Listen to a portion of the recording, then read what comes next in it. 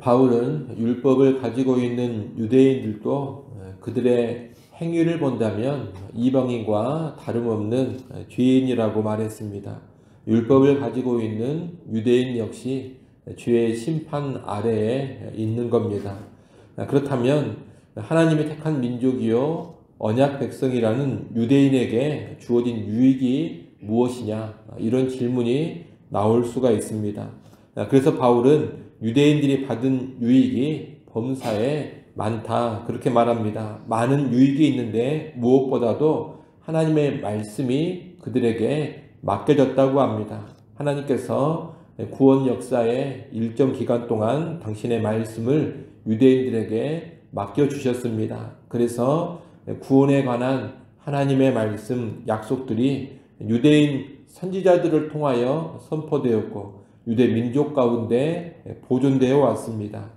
이 귀한 하나님의 말씀이 맡겨진 것은 유대인의 큰 특권이자 유익이 아닐 수가 없습니다. 하지만 유대인들은 그 하나님의 말씀에 순종하지 않았습니다. 하나님의 말씀을 맡았음에도 불구하고 불신앙과 불순종으로 일관한 것입니다.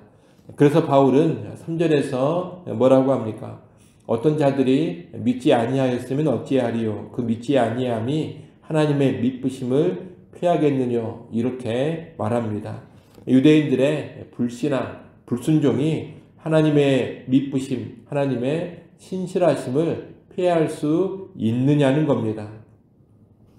하나님은 유대인의 조상인 아브라함과 언약을 맺으시고 아브라함의 자손을 통해 열방에 복을 주리라고 약속하셨습니다. 그런 하나님의 약속이 유대인의 불신앙, 불순종으로 인해서 폐하여지느냐, 이겁니다. 바울은 그럴 수 없다고 합니다. 하나님은 신실하신 분이기 때문에 사람의 거짓됨에도 불구하고 자기의 약속을 그대로 지키십니다. 다시 말해 언약 백성인 유대인이 불신앙과 불순종 같은 거짓으로 일관해서도 하나님은 신실하셔서 아브라함의 자손을 통해 열방에 복을 주신다는 당신의 약속을 그대로 지키신다는 겁니다. 이 하나님의 신실하심은 앞으로 로마서를 통하여서 자세히 드러나게 됩니다.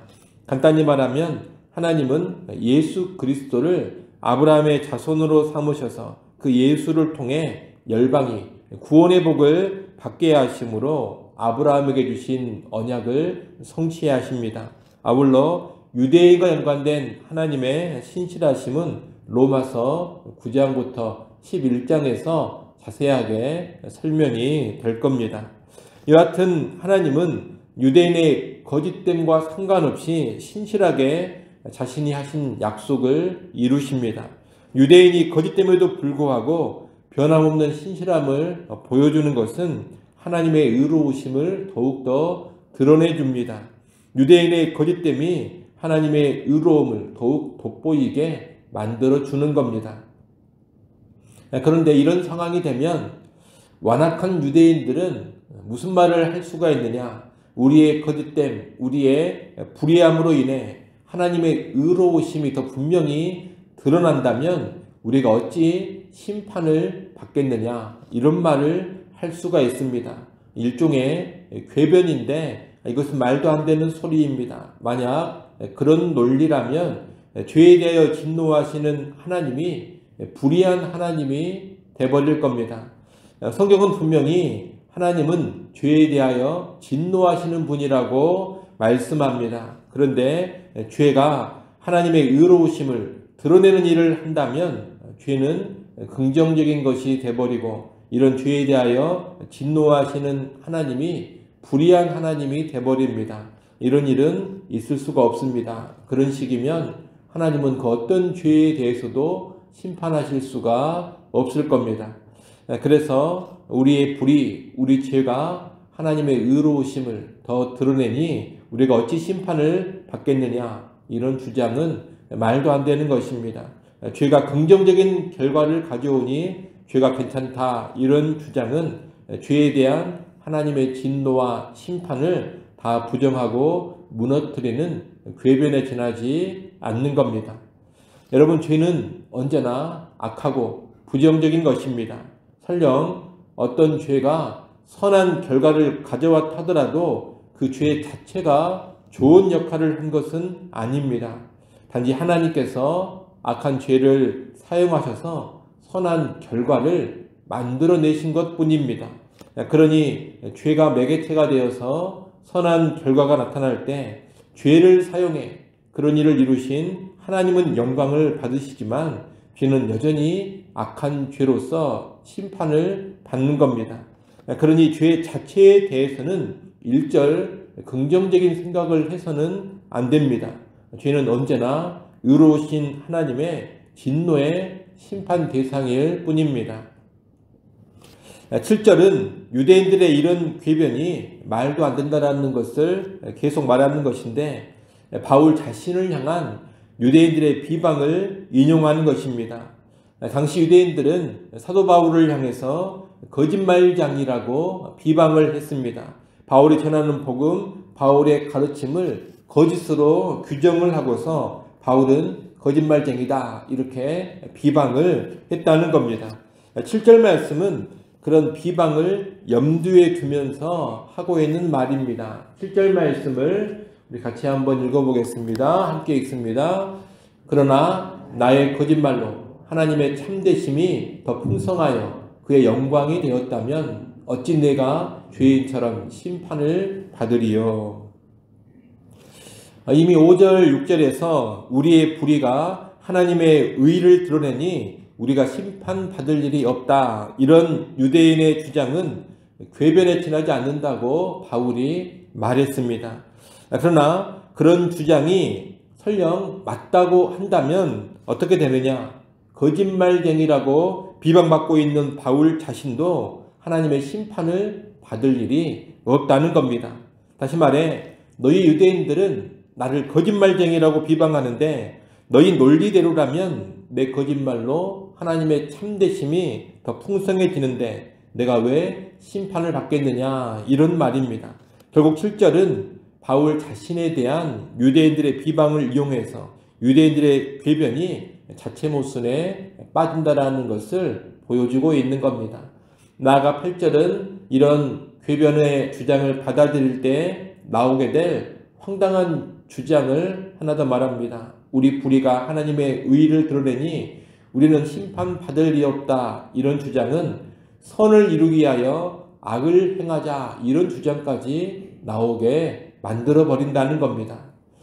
실제 바울 당시 바울은 선을 이루기 위해 악을 행하자고 주장한다면서 바울을 비방하는 자들도 있었습니다.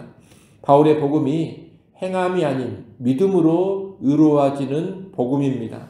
행함으로는 의로워질 수가 없고 오히려 우리의 죄를 깨달을 뿐이고 그런 죄인식을 통해 예수 믿어 의로워지는 길로 나간다. 이런 내용이 바울의 복음에 있습니다.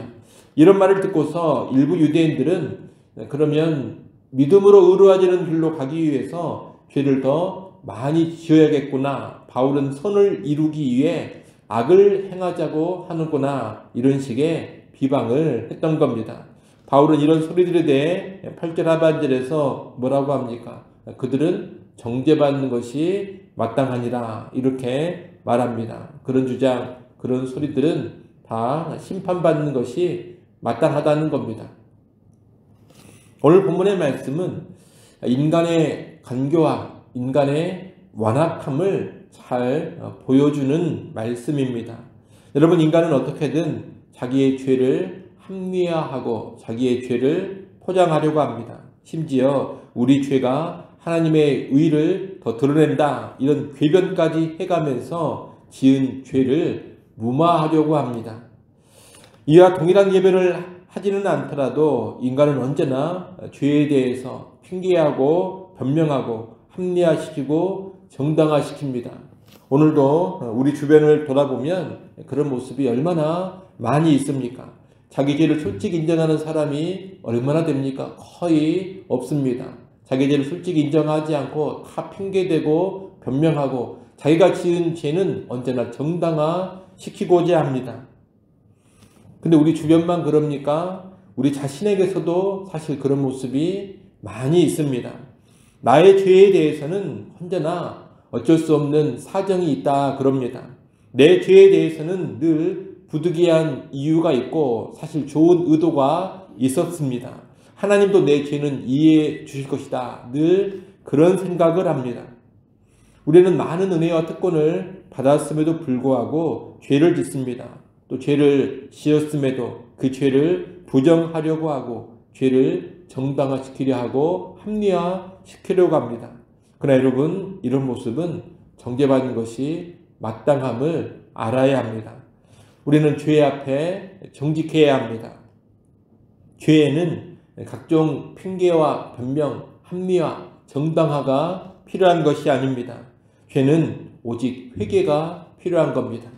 하나님 앞에 엎드려서 주여 나는 죄인으로서이다 이렇게 인정하고 하나님께 죄를 회개하고 용서를 구하는 것이 필요한 겁니다. 타락하고 완악한 인간은 죄를 지으면서도 회개를 계속 피합니다. 회개하지 않고 자꾸 다른 길로만 가려고 합니다. 하지만 하나님이 원하시는 모습은 솔직한 죄의 인정과 겸손한 회개라는 것을 우리는 꼭 알아야 하겠습니다. 죄를 인정하고 겸손히 회개할 때 변함없이 신실하신 하나님은 우리에게 은혜를 베풀어 주십니다. 그러니 여러분 언제나 정직한 영을 가지고 하나님 앞에서 죄를 솔직히 시인하고 회개하는 자리로 늘 나아가는 우리 모두가 될 수 있기를 간절히 소원합니다. 기도합니다.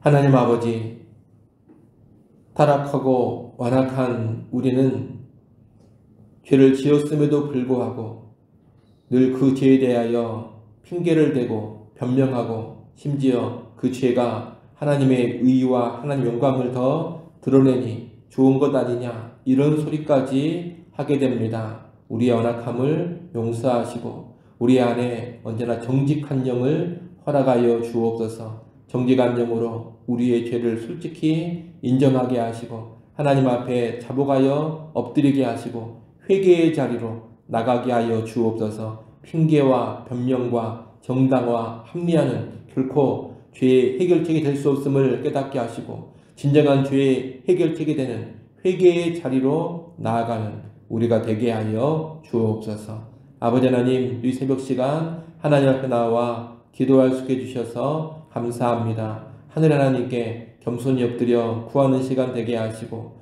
필요한 모든 은혜를 받아 누리는 시간 되게 하여 주옵소서. 간구하는 주의 백성을 긍휼히 여겨 주옵소서. 예수님의 이름으로 기도드리옵나이다. 아멘.